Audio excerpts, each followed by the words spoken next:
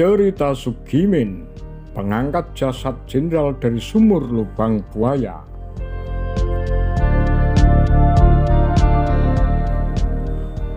Kopral Sugimin, 27 tahun saat itu, merupakan salah satu dari 12 prajurit Korps Komando KKO Angkatan Laut yang ikut dalam evakuasi 7 jenazah dari sumur lubang buaya, Jakarta Timur pada 4 Oktober 1965. Ia menceritakan bagaimana bisa bergabung dalam tim pengangkatan jenazah para jenderal itu. Sugimin, anggota Batalion Intai Amfibi KKO Karangpilang, Surabaya, berangkat ke Jakarta pada akhir September 1965. Tugas awalnya adalah melakukan survei kondisi pantai Ancol untuk pendaratan tank amfibi TNI Angkatan Laut.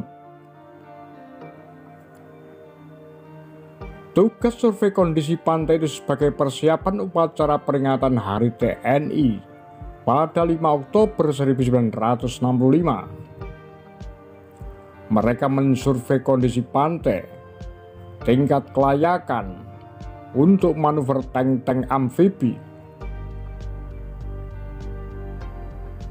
Namun pada 1 Oktober 1965 siang, Sugimin memperoleh kabar dari Komando KKO Mayor Jenderal Hartono bahwa baru saja terjadi penculikan 6 jenderal dan 1 perwira menengah Angkatan Darat oleh kelompok bersenjata, sehingga kemungkinan peringatan Hari TNI dibatalkan atau ditunda.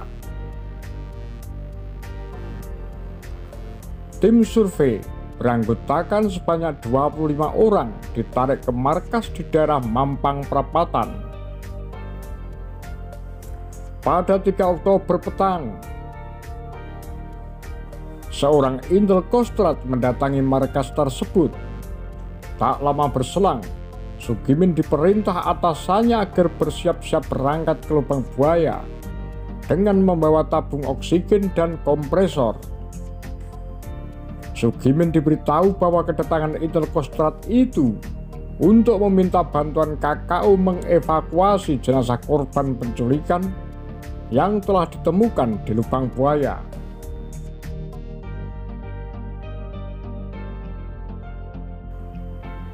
Dini hari sekitar pukul 1.30, tim KKO yang terdiri dari 12 orang diberangkatkan ke lubang buaya.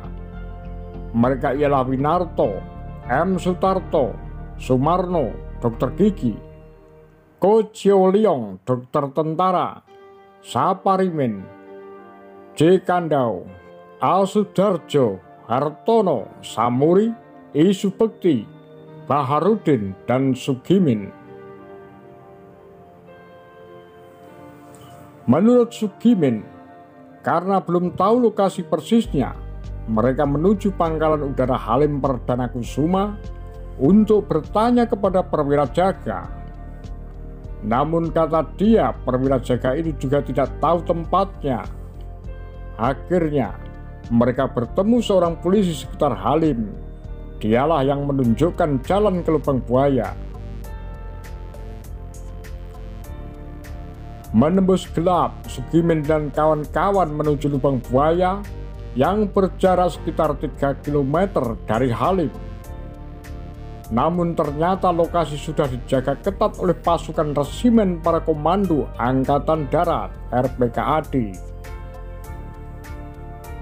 Mereka dilarang masuk oleh pasukan Baret Merah, harus menunggu Pangkostrat Mayor Jenderal Soeharto masuk lebih dulu. Tim Sugimin tertahan di akses jalan menuju lokasi sumur sampai siang, sekitar pukul 11. Rombongan Pangkostrat Soeharto datang. Barulah Sugimin dan kawan-kawan diperbolehkan masuk. Sampai di sumur pembuangan jenazah, Sugimin dan rekan-rekannya langsung bekerja. Satu persatu, mereka masuk lubang sumur sedalam 15 meter dan berdiameter 75 cm itu. Posisi jenazah semak kaki di atas. Sugimin mengatakan dirinya termasuk yang turun ke lubang sumur untuk mengikat kaki salah satu jenazah sebelum ditarik ke atas. Namun Sugimin mengaku sudah sulit mengingat jenazah siapa yang diangkat. Lubang sumurnya ngepres dengan badan. Dasar sumur dalam keadaan kering. Proses evakuasi jenazah berlangsung sekitar 3 jam. Pier Tendean diangkat pertama dan DI Panjaitan yang terakhir. Sekitar pukul 15 semua jasad dimasukkan peti dan dibawa ke Rumah Sakit Angkatan Darat Gatot Subroto menggunakan panser.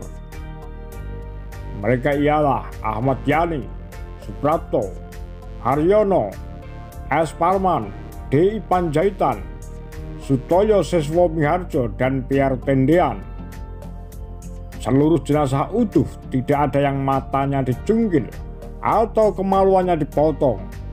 Hanya kondisinya sudah mulai membusuk dan terlihat beberapa bekas kekerasan.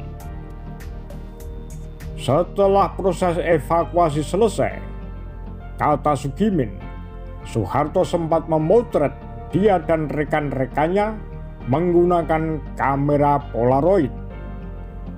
Setiap orang diberi satu foto. Pak Harto berpesan agar foto itu ditunjukkan kepada komandan dan keluarga di rumah. Kata Sugimin yang pernah tugas pada 1986 dengan pangkat terakhir Pembantu Letnan II. Demikian kura-kura Tagar Lambe Sundel.